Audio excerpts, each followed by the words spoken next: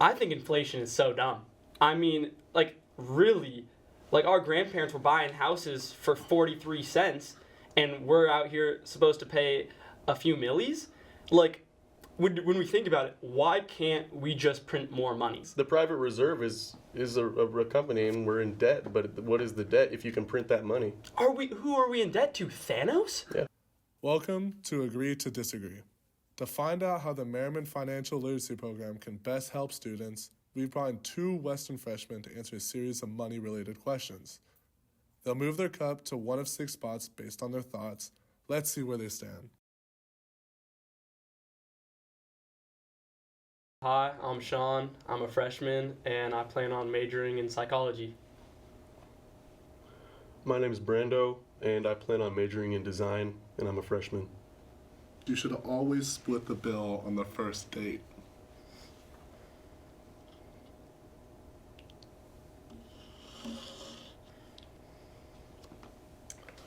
I put slightly disagree because I just think that it's purely circumstantial. I think that maybe if you're the one who initiates, I would say it would probably be the polite thing to just say, hey, I'll cover it this time. I got it. I'm the one who, wanted to do this. But on the flip side, if it's super casual and maybe it's an expensive meal and you guys are just both like, money's kind of tight, we're both happy to just split the bill. It'll be less for either of us in the long run. Yeah, I did slightly agree.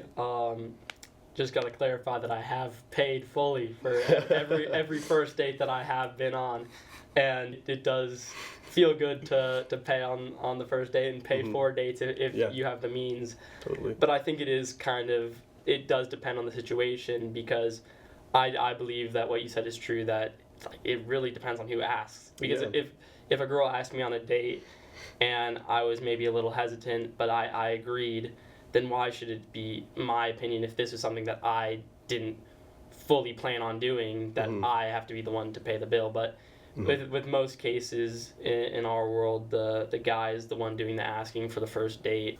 The lottery is a solid retirement plan.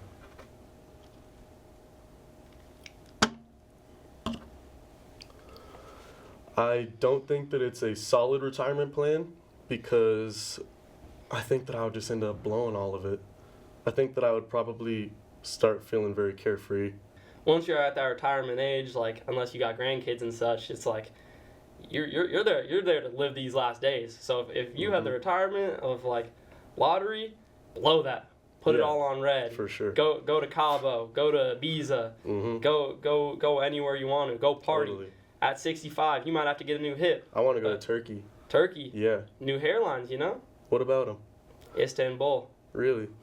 All I know is way back when they had amazing trade routes. Their geography is amazing. Really? Yeah, they're just right in the middle. A $200 purchase doesn't count if I use buy now, pay later.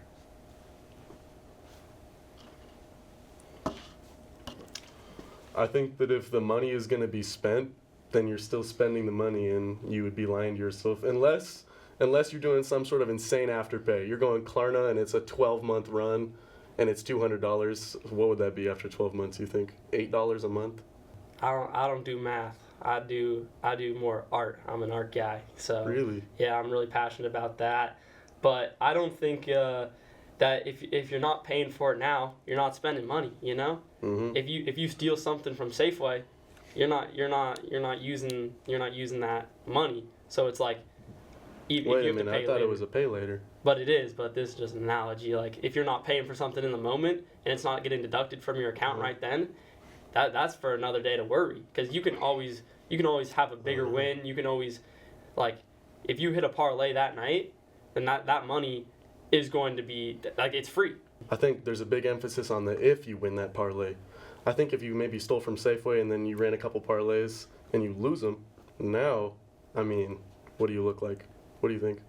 I think that's when you got to call mommy and daddy and be like, hey, my landlord just charged me $200 for the dog digging in the lawn. Can you send me this money? And then it's free anyways, because that's just like, when you're not getting deducted from your account and it's just like pay later, that's free. If I pay for something with cash, it's like I never spent the money.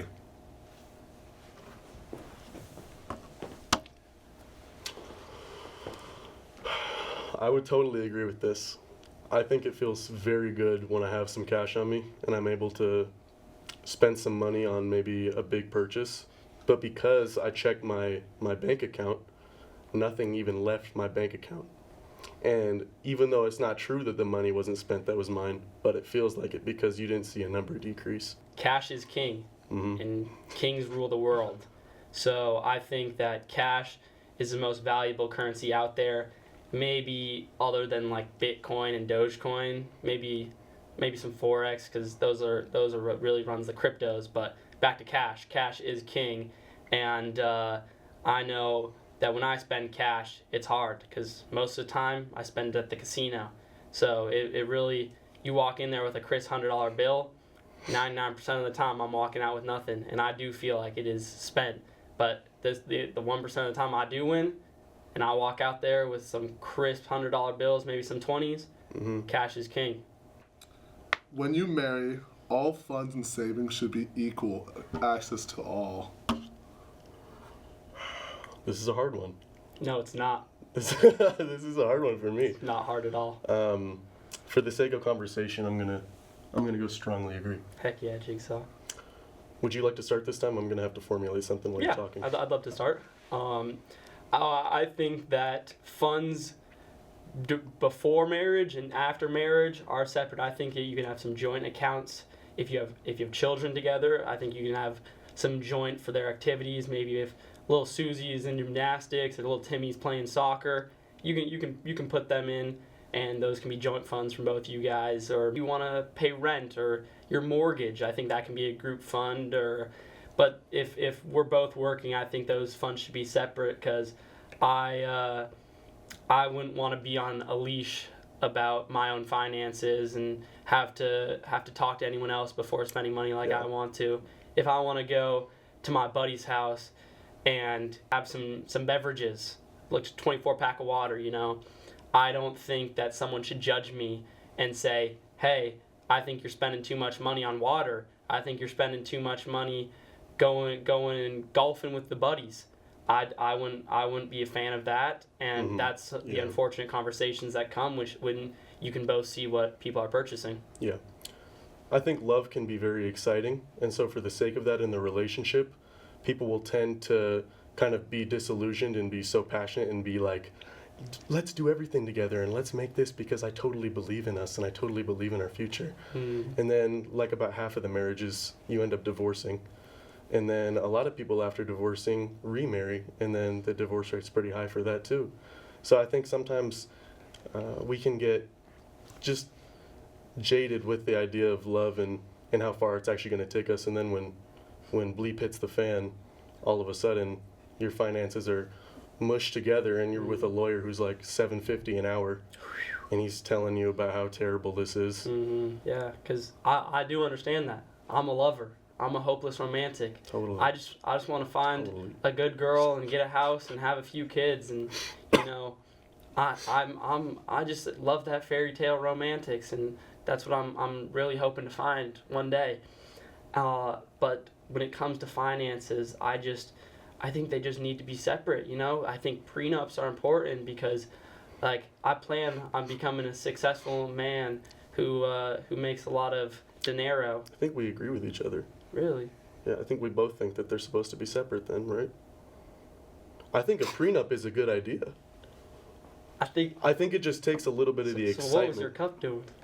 Maybe I got it switched around. Maybe the cup is the friends we made along the way. Cheers.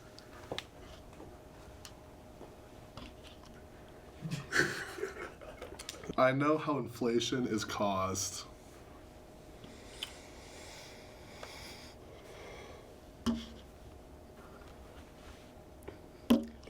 Could I start this one off? I'm really passionate about this. I think inflation is so dumb. I mean, like, really, like, our grandparents were buying houses for 43 cents, and we're out here supposed to pay a few millies? Like, when we think about it, why can't we just print more money? The private reserve is a company, and we're in debt. But what is the debt if you can print that money? Who are we in debt to? Thanos? Yeah, literally. Do we have a ray gun pointed to our head saying, "Hey, you have to pay $273 trillion. Yeah. Who are we giving that money to? How's that money? Is it getting burnt? I think we could print it out and just help with inflation and say, hey, eggs are back to 90 cents, gas, $2. If we just started bumping up production, I think we stop nuclear weapons, and I think we bring back the production of coins, and I think inflation goes away. A lot of it is probably privatized companies who, supply and demand, they'll raise prices. They know that people are going to have to buy these necessities. Tariffs will do that. Goes down the chain. Yeah. You know what I mean? If you employ a tariff, then the people aren't going to be making the money that they used to be making because they have to pay that percentage. Yep. So they're going to have to raise it. And then domestic freight moves, they're going to have to raise that. I'm just sitting there, and it's like, they're like, I go around and ask old people what they paid for their first home, and most of them will just say, like, mind your own business. And I'm just like, hashtag okay boomer. Whoa. Next question. The most important thing about a job after college is how much it pays.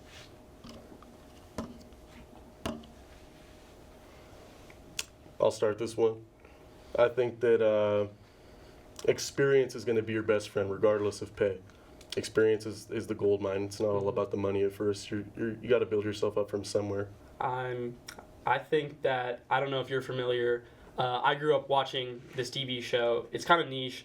It's called SpongeBob SquarePants. Never heard of it. Yeah, so it's about this yellow sponge, and he lives under a pineapple under the sea. So growing up, I was watching this big red crab, and he would pinch these dollars, and he would go around, and he had his first dollar made, his $1 million ever made. And after watching that, I was like, when I grow up, I want to become successful and make money. So now that I go to college, all I'm trying to do is set myself up for this future to get to that money, to where I can hire a squid and a sponge to work for me below minimum wage. Buying coffee every day is a financial mistake. Should I start? You shall. Okay, I'm going to give a personal anecdote right now. I think it might be one of my first. When I go to get coffee at a coffee shop, maybe it's an Americano, maybe it's something a little more specialized if I'm feeling, yeah, you know what I'm saying. Yeah, you just wasted a little bit of money, but if you try to delegate your day around that, I think it's going to do you wonders in the long run. Is it okay if I change my answer? Yeah. Thank you. With my point originally was going to be that I think that spending $5 to $7 a day is a waste for something that you can make at home. You might think that you're spending, oh man, $7 a day, that's a lot. You're spending $7 a day, but you're getting access. You're getting access to everybody, and that's what's really important. And I think that's an investment, and I think a lot of people should do that more. Yeah, I mean, I completely agree. I think that even going out of your house, your apartment, to grab a coffee, I'm going to make myself go out here, I'm going to buy something, and then I'm going to make myself do something because I bought something. That does ring a bell. When you build that ritual, it's I'm sure you've read that book, Atomic Habits. Yeah, I'm familiar with it. Really? No, I haven't. I feel like I would read it, but I don't want to buy it. Yeah. Next question. Getting a part-time job during college is more important than focusing 100% on academics.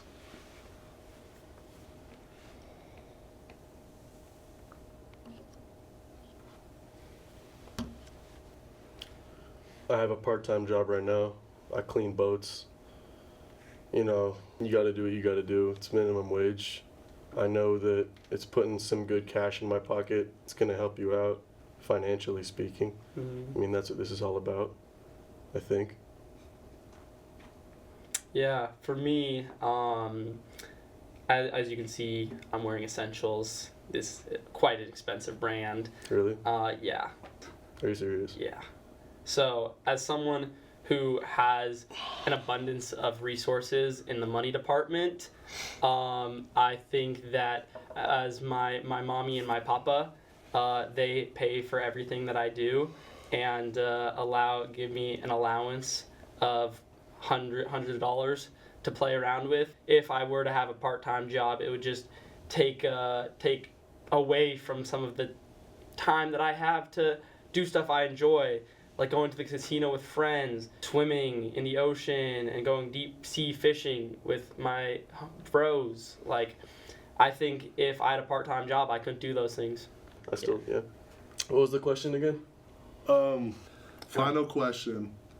Do you think having a financial literacy peer mentor would help you with your financial decisions?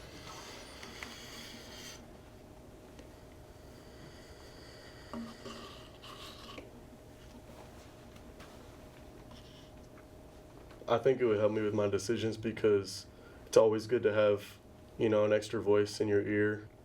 It's still good to have people around putting out new ideas.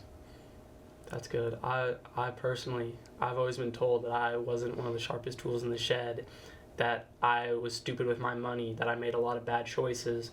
So I really think that it would be beneficial to me if I could find someone to take me under their wing like a young bald eagle, just looking for someone to help me, guide me. And I think just one small step to have a financial mentor in college would set me up for success.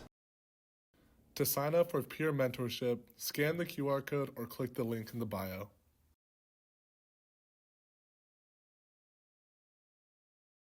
What? Yeah! That's insane. I can't even believe it. That shows Eddie, bro. That's actually crazy. That's Eddie. Damn. Thank you guys for coming. I'm here all day. At. Okay. Can you be my mentor? I'm not mentoring you. Okay.